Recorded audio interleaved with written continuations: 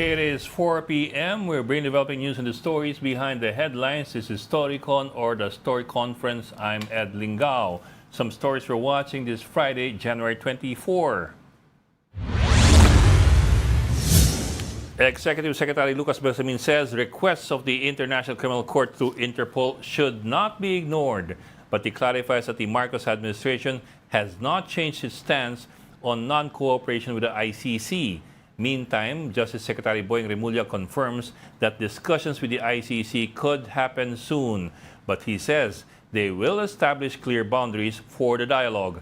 Remulla also notes that ICC representatives have visited the Philippines without state objection and that their work could complement local investigations. China urges the Philippines to correct its, and we quote, wrongdoing regarding the redeployment of U.S. Typhoon missile launchers to a new location in Luzon. Beijing warns that the launchers' presence in the region could escalate tension and provoke geopolitical confrontation. A senior Philippine government official earlier told Reuters that the move tests the missile battery's mobility and survival in conflict. The Philippines is preparing to sue China over environmental damage in the South China Sea. Justice Secretary Boying Remulla says a decision on the international platform for the lawsuit will be made soon. This move marks the country's second high-profile legal challenge against China, if at all, following the 2016 arbitral ruling. And a Seattle-based federal judge blocks U.S. President Donald Trump's executive order ending birthright citizenship. The order would have denied citizenship to U.S.-born children of non-citizen parents. The ruling prevents the policy's enforcement nationwide for 14 days.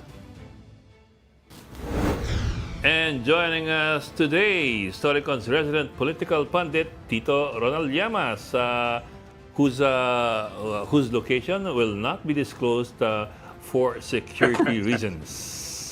Ayan ha. Good afternoon. Good afternoon. Yan ha. For security reasons. Mas maganda pakinggan yun eh. Natawa ako ron. Okay. And from the Philippine Star, Editor-in-Chief Ami Pamintuan, whose location we shall not also disclose. Nasa Paranaque ko. Joke lang yun. Feminist color ah. Happy Friday, happy Friday. Happy Si Ronald weekend. nasa somewhere out there daw. Somewhere out there. Parang kanta. Beneath the Parang pale kanta. moonlight. Oo nga mahilig yung kumanta, di ba? Somewhere out there. Feminist ang color mo, Ami ah. Feminist ah. Yeah. Si Ronald is somewhere down the road, but our roads are going to cross again. It doesn't really matter when. Yeah. Barry Manilow. Yung pucha. Parang hindi maganda bukas na weekend ah. Kaya talaga, Barry Manilow. Talaga wala kang class. But anyway, sige. Ami, ano malaki yung story ngayon? May sagot siyang yung AFP dyan sa China. Sabi nila, none of your business in so many words. Ay, totoo nga naman. It's up to us to... The country can dictate on us kung saan namin gusto ilagay yung typhoon. It's up Kasi to syempre, us, paggalaw yeah. na nung Amerikano, with the approval also of the Philippine government. Sa huli, may veto power Yan, din may tayo sagot. dapat. Yes, oo. Saka may yung mga, yung kay ICC, ang hindi daw nagbabago na posisyon ng government, yung rejoining. We will not rejoin. Pero yan na nga, kinokonfirma nila yung sinabi ni Boying Remulla na we will actually be sitting down with the ICC to discuss areas of cooperation. Pero, Mahalaga yung sinabi nila, Ami ah. Yung sitting down, Yes. yung cooperation. May mga keywords di ba? Keywords. Saka inulit nila yung na kapag ang Interpol nag-request, they will not get in, the government will not get in the way. Kasi may commitment tayo. as a member of the Interpol. Pero Ami, and Tito Ronald, may isa pang nuancing dito na napansin ko eh. Which I think pushes the story forward eh. Kasi sabi mo nga, like before, we will not get in the way if a request is made through Interpol. But if you read the Bersamin statement, it's actually more positive eh. Yes. We have been very clear in our statements regarding this. If the ICC makes a move and courses the move to the Interpol, and the Interpol makes a request to us for the arrest or delivery of the custody of a person subject to ICC jurisdiction, we will respond favorably or positively to the Interpol request. Kasi nag-benefit din tayo sa Interpol in other cases. Ed, baka isipin ng mga tao, magpapadala yung Interpol ng isang batalyon dito para i-implement yung warrant. Actually, mag-i-implement yung warrant. Tayo rin. Yung PNP na member ng Interpol. Yeah, that is Baka correct. dalawang Interpol lang yung pumunta rito eh. Baka dalawa lang. Sa Hindi pelikula sila lang- magpapadala ng isang batalyon. Sa Yung pelikula Philippine lang National yun, Police na member ng Interpol ang mag-i-implement. Yun yung kailangan maunawaan. No? But you see the wording, the wording is now more positive eh. We will respond favorably or positively. Dati kasi hands off tayo dyan, we will just go to the motions, we will not block. Ngayon it's we will respond favorably or positively Favorably. to the request. Exactly. I think that's Lalo na yung mga salitang cooperation, sitting down, no? Yung mga ganun ba? Alam ni Ami yan eh, yan yung mga mahalagang mga salita. Hindi naman May, yung buong statement. enhancement siya nung dating posisyon na we will not get in the way of the Interpol because of our commitments as a member. Yeah, this Diba? is a push forward eh. It's a more Yes. it's a more advanced position than the last Yes. one. So Abogado yun. yung nagsasalita niyan, Chief Justice dati yan eh. He knows the nuancing, no? Yung Parang mga kang ramifications optimistic, ng sinasabi niya. Parang kang optimistic, Eda. Hindi. I'm just reading what was said, and there is nothing else to it. But di ba? You have to Magpaliwanag ka. sa presinto. Di ba? You have to read carefully the wording, especially that coming from former Chief Justice, legal luminary. Yes. And the words do matter.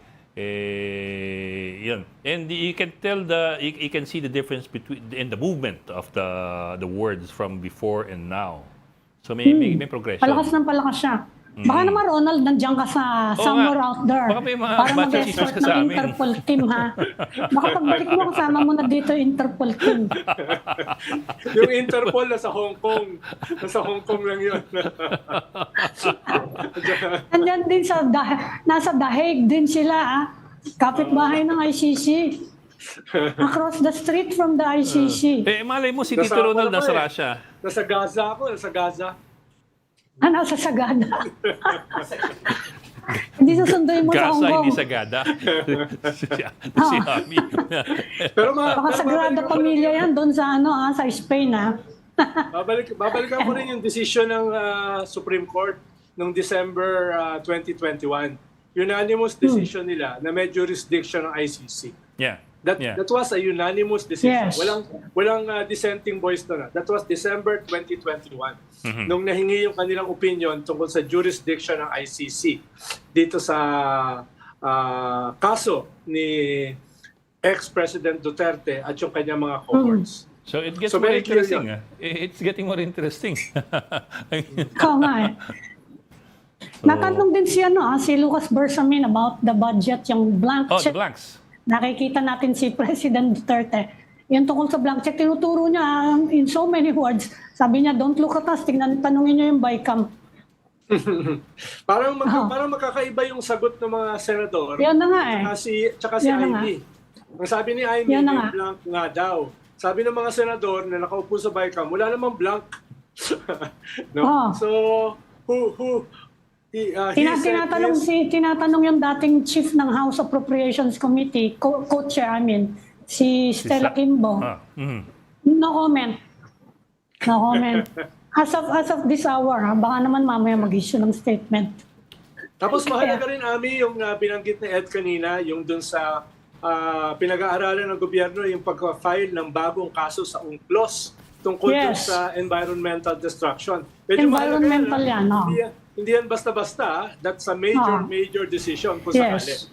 At alam ko, may Pinag-aaralan daw kinakausap kung sila- kung saan ipa-file. Saan ba yan ipa-file, Ronald, kung saan sakali? Well, posible din sa UNCLOS eh. Ang alam ko, as early as more than 1.5 years ago, may kinakausap silang dating justice ng Supreme Court para pag-aralan yan. Hindi ko na sasabihin kung sino. Para mahulaan na namin kung sino yan, medyo mahaba-haba Alam naman yan. natin naman kung sino yung involved na yon. Oo. So medyo mahaba-haba yan, yung proseso na yan. No? Pero binanggit nila ngayon, ibig sabihin medyo abante na. Ang problema lang dyan, kinakailangan mo talaga ng scientific evidence para Yes. gawin yan. Ang alam ko na expert lang dyan, si Manny Mogato. Ako, gisingin mo, Kailangan mo gisingin mo. ng scientific evidence eh. Pinatungan Yes. mo yung coral reef ng Yes. ginawa mong artificial island. Kunin mo lagi ng picture, di ba, before and after. Oo. Sige. Ang problema, yung pumunta dyan para talaga gumawa ng scientific evidence, tinaboy. Alala nyo, tinaboy yung research team na pumunta dyan.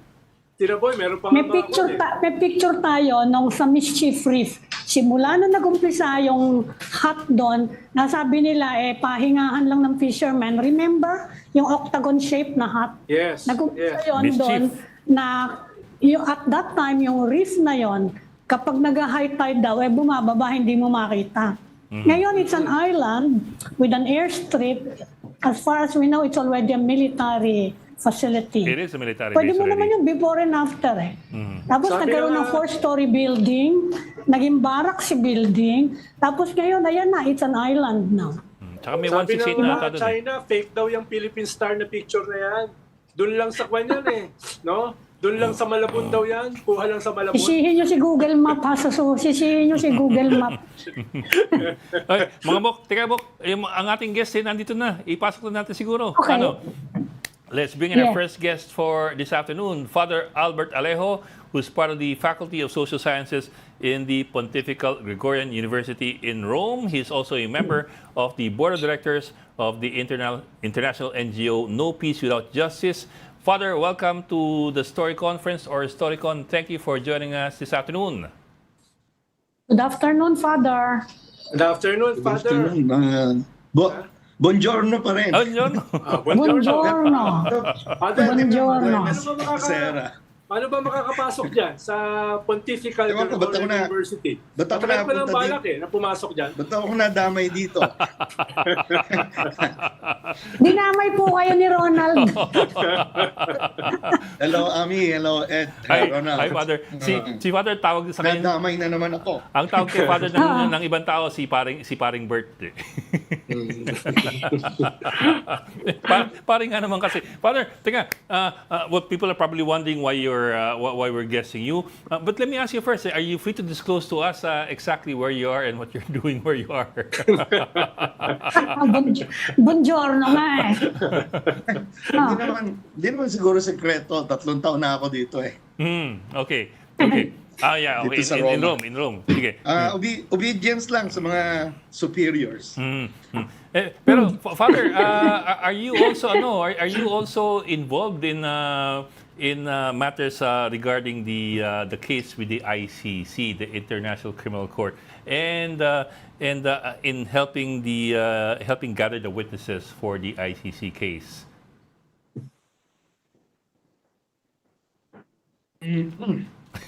Siguro, nagsimula naman yun, 2016 pa. No? Yes, Father. Hanggang sa napunta dito, hindi naman pwedeng putulin yung bituka. Magkadugtong pa rin yung ating mga bituka. No? So, yeah, involved tayo. Father, napakikisino ang sagot mo. Wala naman tayo sa confessional, Father. But Father, what can you tell? Kasi there's a lot of talk right now, especially with the statements from Boying Remulla, and just today, si Secretary Bersamin, si Executive Secretary Bersamin. Ang sabi ni Bersamin, Father, in case you haven't seen it yet, itong sabi ni Secretary Bersamin, no, if the Interpol makes the request to us for the arrest or delivery of the custody of a person subject to ICC jurisdiction, we will respond favorably or positively to the Interpol request.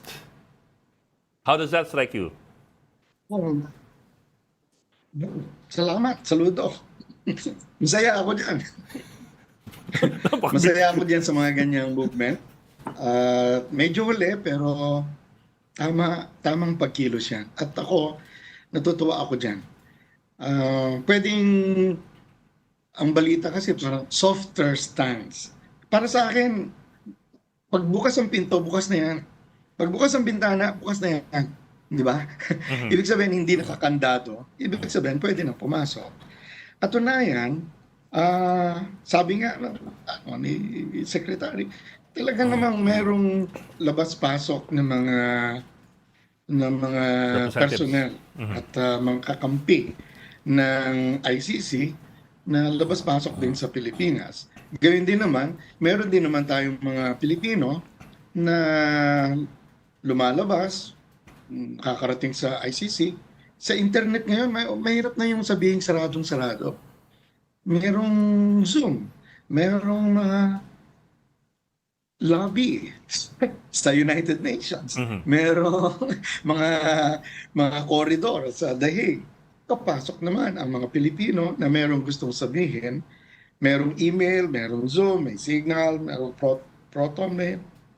So, hindi po pwedeng sabihin na walang connection. So, welcome na welcome yan. Katunayan, gusto kong sabihin na wag lang DOJ. Dapat yung Commission on Human Rights magdeklara na din na, hey, tulong din kami dyan. O yung Ombudsman, hey, tulong din kami dyan. Di ba? Nananawagan din ako na yung ibang mga ahensya ng gobyerno, pagka ganyan, nagsalita na yung sa DOJ, Secretary, at hindi naman yan magsasalita ng ganyan kung walang basbas galing sa Malacanang, ay di yung ibang mga ahensya ng gobyerno tumulong na rin. Ay, Father, si Bersaminto, Father, Executive Secretary. Si Remulla din. Biro mo, Executive Secretary, hindi naman magsasalita yan ng walang basbas galing sa boss niya, di ba? So pagka ganyan, signal na rin yan sa ibang mga ahensya ng gobyerno, tulong na rin sila. Father, na-intrigue ako sa pangalan ng nyo, No Peace Without Justice. Kasi itong mga nakaraang linggo, marami kaming narinig ng mga statement. Peace and unity, let's move on. Ano po yung masasabi nyo doon, yung mga ganong statement? Mostly, of course, coming from politicians. Well, nabanggit mo yung No Peace Without Justice. Hindi yan, pasikreto lang yung pagtulong, pero mula noong 2016, tumutulong na yung No Peace Without Justice. Lalo na panahon ni Chito Gascon, no? Na tumutulong yan para i-connecta, makarating yung ating mga information sa International Criminal Court. Ngayon, hindi siguro alam ng mga tao na yung No Peace Without Justice, kasi celebrate lang namin ng 30 years na anniversary, tumulong, naging secretariat ang No Peace Without Justice sa pag-create ng International Criminal Court. Alam niyo yung ICC, di ba? Produkto yan ng Rome Statute. Dito yan pinanganak sa Roma. Siyempre maraming precursor, pero nag-secretariat dyan ang No Peace Without Justice. Ngayon, nung isang taon, nung nagkaroon ng reorganization, naboto naman ako na isa sa 5 na members ng board of directors. So, palagi ko dapat kilalanin na mayroong ganyang mga kumikilos. Yung Stop the Drug War, na based naman sa New York, tumutulong din yan. Kahit na yung head nila ay hindi pa nakakarating sa Pilipinas. Ngayon, ang prinsipyo dito, no peace without justice, pwede mo i-extend. No unity without justice. Di ba? Hindi po pwedeng basta magkasundo lang ng walang paghingi ng patawad, walang pagsisisi, walang pag-amin na meron din akong dugo sa kamay. At siguro mamaya, i-extend ko pa yan sa mga pamilya. So, hindi po pwede na basta unity lang. Hindi pa pwede na peace na without justice. Importante na merong katarungan Sabi nga nila Labi noon, wala kapayapaan, wala ring pananagutan. So, kailangan managot din tayo. Ayusin na natin yung bansa natin. Huwag na tayong basta may tarpaulin lang dyan ng unity. Ayusin na natin talaga yung hindi yung mga slogan lang o memes lang. Parang awa na natin. Ayusin na natin itong bansa natin. Di ba, Ed? Ami, Ronald? On another note, Father, yung institutional church ba ay active din as an institution dyan sa usapin ng peace with justice, unity with justice, specifically dito sa usapin ng ICC at saka crimes against humanity? Meron bang malinaw na position dyan yung institutional church at kumbaga ay bendisyon sa mga katulad nyo? Maraming laman yung tanong mo. Yung una, pag sinabing institutional church, kasama na ako dyan, pare, bispo, mga ganyan. Hindi laging solid yan. Hindi laging solid. Katulad din sa pamilya, meron din pagkakaiba-iba rin ng readiness to take a stand. Kasi hindi lahat ito yung iniisip. Yung iba ang iniisip, mga binyag, yung formation, catechesis, tamang doktrina, maraming pinag-uusapan So hindi lahat nakatutok dito katulad ni Ronald, no? Si Ronald, dito na yung buhay mo. Hindi naman lahat kami ganyan. Yung iba nagtuturo, iba nagka-katikista, yung iba nasa retreat. Hindi lahat nakatutok na nasusundan lahat ng mga balita. Kaya mahalaga, Ronald, na nagkukwento ka rin sa kanila. O, di ba? So para we're on the same page. Ngayon, dahil hindi lahat handa, hindi lahat may alam ng mga detalye, yung iba siyempre, mas maingat. Lalo na kapag kolektibo na. Dahil si Marcos nasa Ilocos, o siyempre, iba yung positioning ng kung sino man yung makaparian doon. Yung mga nasa Davao mismo, hindi rin ganun kadaling magsalita. Yung iba, mga kaibigan, natulungan, yung mga proyekto para sa mahirap, nag-donate yung ibang mga politician, kaya yung iba sa amin na hindi rin gaanong madali na magsalita. So, sa madaling sabi, walang official na solid na position. Pwedeng plus minus yan. Meron namang mga grupo na palaging solid. Ang problema, depende kung saan tungo yung solid, di ba? Mas mabuti na rin yung merong tawag dyan, discernment. So hindi ko inaasahan na lahat ng pari, lahat ng madre, lahat ng obispo, isa lang ang tono. Pero sana, merong minimum. Dahil nag-aaral naman kami ng moral theology, ethics. Sana naman, huwag papalakpakan, huwag susuportan, huwag babasbasan yung mga may dugo sa kamay. Sana. Yung mga magnanakaw, hindi pwedeng hingan lang natin ng balato. Kasi Father, yung advocacy nyo, kailangan ng justice, di ba? Considering the state of the legal system in the Philippines, you think that is possible? Attainable ba yung justice? Kasi natatandaan ko, hindi lang sa drug war, even after the fall of the elder Ferdinand Marcos, yan din yung battle cry ni Corazon Aquino. Sabi niya, no reconciliation without justice. Pero ano nangyari? Nakita naman natin kung ano nangyari. Kaya nga. So, tingin ko, proseso pa rin yan. Sa nakita ko, meron namang pag-asa. Sa akin lang, bukod doon sa mga nandiyan na mga justices, malaki ang trabaho natin na maghanap ng mga matitino na abogado na pwedeng maging justices. Nakita ko yan nung meron kasi kaming anti-corruption movement sa mga Jesuit. So, siyempre una, hanapin mo yung mga corrupt, tapos tatanggalin mo.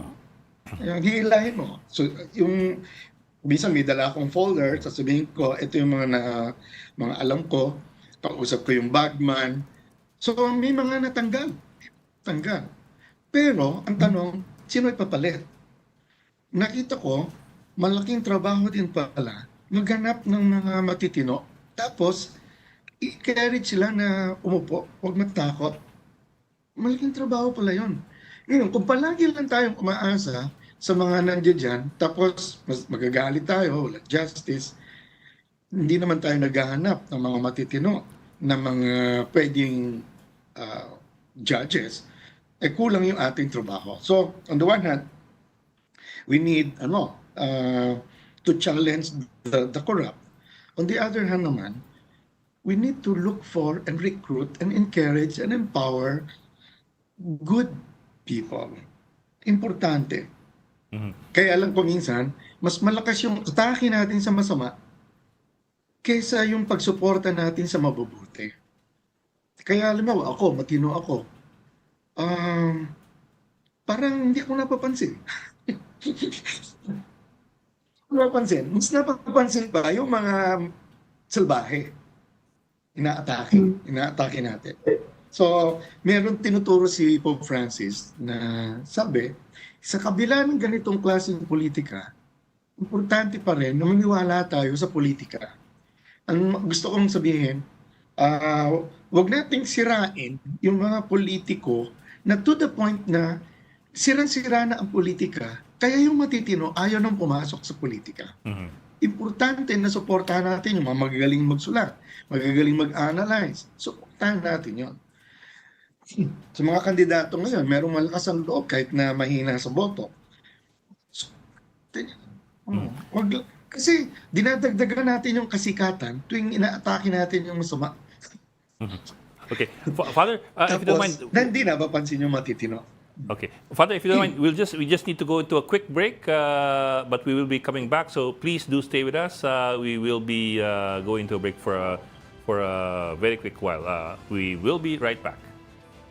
We've got developing news in the stories behind the headlines. Welcome back to the StoryCon, our story conference. I'm Ed Lingao, and of course with us, aming pamintuan ng Philippine Star, and Tito Ral Llamas, ang ating resident political pundit from somewhere down the road. We continue our discussion with Father Bert Alejo, who is in Europe. Father, let me go back to what we were talking about earlier. Given your long history of being very, very active in fighting for justice, and you're being in Europe now, I'm sure a lot of people are asking and wondering if you are in any way in touch with the International Criminal Court at this point in time, given how critical the events are and the timing is. Number one, are you in touch with the ICC? And number two, what can you tell us about developments there that you are free to tell us about? Of course, you have the freedom to decide what is what can be disclosed to the public. Napaka-loaded naman ang tanong mo. Kaya kami, may freedom nga to decide what is disclosable eh. Yung pagtatanong mo, akusasyon eh. Hindi, to be honest, I am in touch with some, initiatives, elements of the ICC. Importante lang naman kasi, ituloy yung mga nasimula na. No? At saka wala nang urungan yun. Wala nang urungan. Tapos nakatulong pa na member ako ng Board of Directors ng No Peace Without Justice. Yan, ang trabaho talaga. Una, na-create yung International Criminal Court. At hanggang ngayon, hindi lang sa Pilipinas, kundi yung sa Libya, sa Afghanistan, sa Amazon, trabaho ang No Peace Without Justice konektado sa International Criminal Court. At siguro, ang importante lang din na para sa akin yung panawagan na huwag nating kalimutan yung mga naging mahalagang testigo sa pagbubunyag sa dugo sa kamay ng mga namumuno ng nakaraang administrasyon. Ibig sabihin, huwag nating kalimutan ang kwento ni Matobato, ni Las Cañas. Huwag nating kalimutan yan. Huwag nating sayangin yung ginawa nilang pagsasakripisyo. Si Las Cañas, nung nagsalita siya, pwede na sana siya tumahimik kasi retired na siya, may pension na siya. Kung sabihin na magbagong buhay siya, pwede na sana siya magbagong buhay na tumahimik lang. Pero hindi eh. may galaw ang espiritu, pati espiritu ng mga pinatay nila sa utos nila Duterte, na humihingi ng katarungan. Humihingi ng katarungan. Hindi lang mga buhay ang humihingi ng katarungan, pati yung mga patay, yung mga espiritu. Ganon din si Matubato. Pwede naman sanang magbagong buhay siya, magtanim-tanim, tahimik ang buhay. O bakit kailangan pang guluhin ang kanyang buhay? At saka ang tagal-tagal. Magmula nung 2014. Wala pa yung investigasyon sa Senate. Opo. Siya na yung gumagawa ng paraan. Gusto niya mag-surrender kay Ted Pailon. Sabihin niya, may kasalanan ako, handa akong panagutan. Basta, importante masabi yung totoo. So, yun din yung isang trabaho na pagpapaalala sa mga talks ko, pagpapaalala na ako, personal, naniniwala ako sa sinseridad ng mga testigo. Dahil pwede naman sana silang tumahimik, pero hindi sila tumatahimik. At handa silang panagutan yung kanilang ginawa. Pero dapat, buong bansa, magkaroon ng pagbabagong loob. Sabi ko ng pambansang pagdagok sa dibdib. Sisisihin natin yung mga nag-utos pumatay, yung mga pumatay. Pero bahagi tayo sa pumalakpak eh. Bahagi tayo sa nag-enjoy na okay lang naman patayin yan. Kasi mga adik yan. Tumahimik yung kanto namin. Kaya okay lang yan kahit anong gawin nila. Lahat tayo dito may dugo sa kamay. So, importante na sa akin, isang trabaho ay yung pagpapaalala sa mga tao na huwag natin sayangin ang ginawang pagtitistigo ng mga dating kriminal pero hinipo ng Diyos na nagbagong loob. No? Importante yun. So Ed, okay ba yung mga disclosable na yan, Ed? Nasa tanong mo, Ed? May follow pa ako pero si Ami muna, sige. Okay ba yung disclosable na yan? May Ang follow pa tanong ako. ko lang, Father, ay marami tayong napag-uusapan sa mga detalye.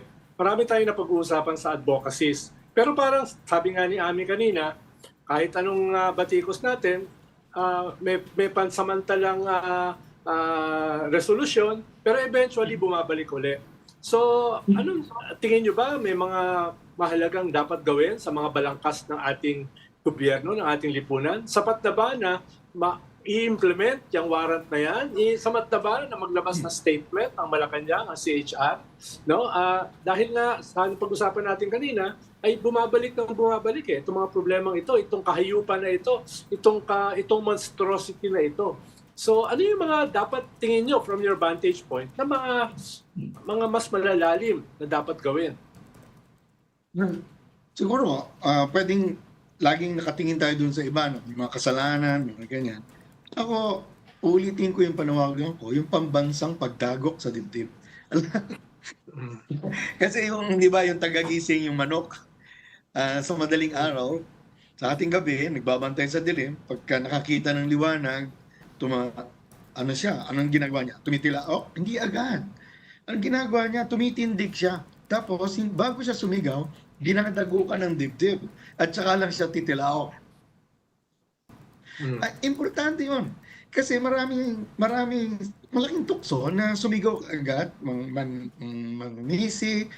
Pero, importante na harapin ko rin na ako, meron din akong papel dyan. Importante na dagukan ko muna yung sarili ko, gisingin ko muna yung sarili ko, at saka may karapatan ako magising sa iba. Sinasabi ko to para sa aming mga kaparian. Sanay naman kami na, nakakita na ba kayo ng pari na nangungumpisa? Hindi pa siguro. Nangungumpisa Ako pa kami. Ibig sabihin, may kasalanan din kami. May kasalanan ang simbahan kapag pinapanatili namin at pinapalakpakan at inihingan pa ng balato yung mga magnanakaw. May kasalanan din kami kapag hindi namin itinuturo yung mga tinatawag na Catholic social teaching na hanggang ngayon pinakatagong lihim ng simbahan pa rin. May kasalanan yung mga katikista kapag hindi sinasabi na may turo ang simbahan tungkol sa dangal ng tao, karapatan ng tao, na may hustisya. May kasalanan ng simbahan. Sa tuwing magpapatawa lang kami sa misa, na samantalang yung Panginoon ay nakapako sa krus. Nagpapatawa kami. Siyempre, importante yon. Pero, hindi na nakakatawa kapag sinusuportahan natin ang mga may dugo sa kamay. Kapag pinapalakpakan natin ang mga magnanakaw at hiningan pa sila ng balato. So, sabi ko nga, bahala na kayo na banatan yung ibang mga ahensya ng gobyerno dyan. Ngayon, panawagan ko, lahat tayo, this is a social problem, moral problem. Katunayan, pati nga yung yung mga nasa Department of Education, the Commission on Higher Education, surian ng wikang pambansa, lahat na yan, dapat pumapalag tuwing binabastos yung lingwahe na puro mura. Pag binabastos ang mga kababaihan, pag binabastos yung kultura natin, dapat pumapalag yung mga cultural agencies of the government. So lahat na to. Pero huli kong panawagan ko sa mga kamag-anak ng mga taong may dugo sa kamay. Yung mga nag-uutos pamatay, may mga asawa yan, nagsisimba yan, may mga anak yan, nag-aaral sa mga matitinong eskwelahan katulad sa mga Catholic school. So, panawagan ko sa kabataan, sabi mo, Dang, pinag-uusapan ka doon sa eskwelahan namin. Pwede ba itigil mo na yan? Yung mga asawa, yung mga anak, pati yung mga kabit. Lahat tayo, may limits. Spotted talaga. Wag lang yung wag lang umasa sa mga NGO, wag lang umasa sa mga aktivista. Ikaw na katabi sa higaan, sikuhin mo naman yung katabi mo na itigil mo na yan. Hindi tama yan. Madadama yung buong pamilya. Sa mga family reunion, wag yung palakpakan lang natin yung mga magdo-donate lang ng mga regalo sa buong family reunion. Huwag natin gawing business as usual ang family life. Huwag natin gawing business as usual yung school life. Usikin natin yung mga magulang natin. Usikin natin yung mga classmate na yung mga tatay nila, mga nanay nila ay corrupt. Huwag natin palakpakan yung mga alumni. Suriin ng mga eskwelahan. Yung Alumni Association Office. Huwag lang yung solicitation lang yung trabaho. Kahit saan galing yung pera. Huwag ganun. So, buong lipunan. Yun yung approach ko. Siguro dahil sa anthropologist, ganun yung approach ko. Father, siguro na-monitor Yes, niya yung Doctor. mga development sa Quad Committee. No? Maraming mga lumabas doon na sa mga testimonies na critical dyan sa ICC case. But malapit na mag-umpisa yung kampanya and yung members ng Quad nagpo-propose sila, some of them, nagpo-propose ng Truth Commission daw on the war on drugs, yung mga EJ case. Ano po yung tingin nyo doon sa suggestion na yan? A Truth Commission. Actually parang nagsimula na yung yung Quadcom, yung Truth Commission. Siyempre yung iba cynical sa ganyan, wala namang mangyayari. Pero may nangyari. May mga katulad nila Garma, nila Edilberto na naguluhan na rin yung kalooban nila. Oo. Siguro they're trying to save their assets, pero importante na merong mga ganyang umaamin at huwag nating sayangin yan. Oo. Ngayon, yung Truth Commission, pag-aralan natin mabuti, maraming ibang mga model ng Truth Commission at pagka Truth Commission kasi, hindi isa lang may kasalanan dyan. So, kailangan humanda tayo dyan. Noon, meron din proposal Truth Commission tungkol sa nangyari sa martial law, pero hindi natuloy kasi nga, dahil hindi naman yung mga military lang ang may dugo sa kamay. Yung mga ibang rebelde na mga may hawak din ng armas, meron din silang pananagutan. Yung iba hindi handa sa gano'n. Pagka talagang tinulak natin yung Truth Commission, kailangan tutuhanan. Pagbabago ng panglipunang pagbabago yan. Pagharap sa sarili nating pananagutan. Yung diyan lalabas, sino yung nakipagkutsaba ng mga media people? Lalabas diyan yung mga NGO na meron din corruption sa sarili, sa loob nila. At ang simbahan din. Ang mga eskwelahan na So, pag Truth Commission, hindi isa lang ang truth. Tatama yan sa iba't ibang sulok at maganda yun, magkabistuhan, mag-aminan, maganda yun. Pero importante na pag-aralan natin yung gusto, yung proseso niya. Oo. Pero saludo ako dyan. Well, in the meantime, merong ongoing na local investigation, Department of Justice na, for the first time, they are exploring the possibility of indictments for crimes against humanity na base sa sarili nating batas. Ano? Meron tayong Republic Act 2009 pa yun, I think. And for the first time, yun na in-explore nila ngayon, which is similar to the ICC investigation actually. Ano po yung tingin nyo dyan sa local? Related dyan doon sa kanina kong tanong na justice ba is obtainable in our country? Related to sa tanong ni Ami, Father, paano may counting complication yan, possible complication? Dahil pwede kasing sabihin ng mga Duterte na invoking complementarity na tigil na yung ICC dahil meron na kaming kaso rito na crimes against humanity. So yun yung delicate balance. In one sense, positive dahil mismo yung ating Kongreso ang nagsuggest na kasuhan ng mga Duterte ng crimes against humanity. Pero in another sense, parang baka may technical weakness na pwedeng gamitin ng mga Duterte para iwakse o harangan yung ICC international warrant. Ang sagot ko lang dyan, una, proposal pa lang yan. Kumbaga, kung ako yung ICC, sabihin ko, nagsimula na yung investigation ko Tuloy-tuloy na to Marami na kaming natanggap, tutuloy na rin namin ito. Hanggat hindi lumilitaw na kaya, na sarili nyo pala, kaya na pala. O di okay.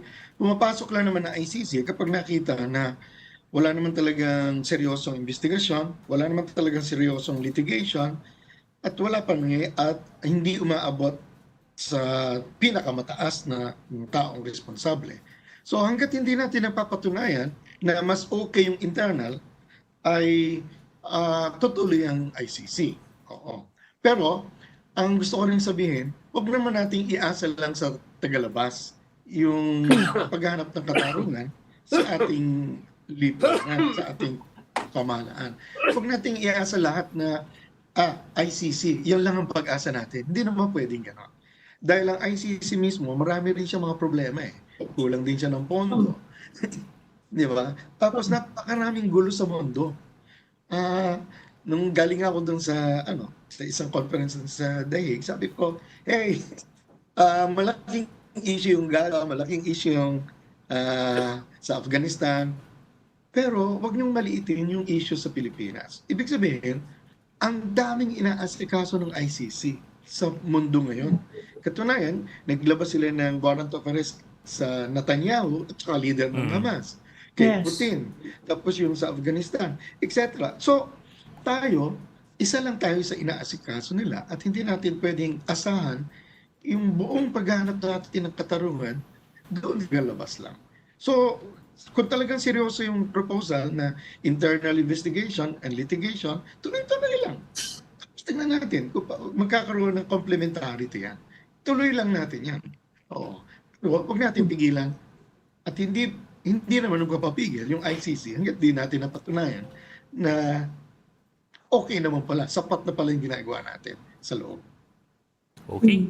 Well, we'd like to say thank you very much kay Father Albert Alejo, si Paring Bert, who gave us his Father, time all the way Thank you. from medyo Rome. hindi ganun kakonti yung na-disclose nyo batay sa hinihingi ni Edlinga.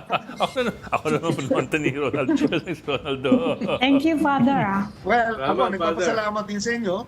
Meron kaming grupo dito sa Roma, yung Alsa Vita. Meron din sa Roma, meron sa Milan. At laging binabantayan itong programa ninyo. Oo, kaya saludo sa inyong ginagawa. Nakakatakot yun. Ronald, Thank mag-date ka you, na, Ronald. Father. Salamat. Kaya magpakabait ka, Ronald. Behave. Wait, May halo. Behave. Thank you, Father. May halo. Grazie. Di ba Di ba? nakikita? Tama ba yan? Hilo, liwanag. Imahinasyon mo lang yun. Hindi. Tito Ronald, kintab yun, kintab. Okay. Maraming salamat kay Father Bert Alejo and maraming salamat for joining Sarcon today. Aming pamintuan from the Philippine Star and Tito Ronald Llamas from, huwag natin sabihin ko saan. Somewhere Out there, according to Barry Manilow. Okay, join us again on Monday at 4 p.m. for the StoryCon. I'm Ed Lingao. We are One News, all sides, all the time. This is the Story Conference Group or the StoryCon Group.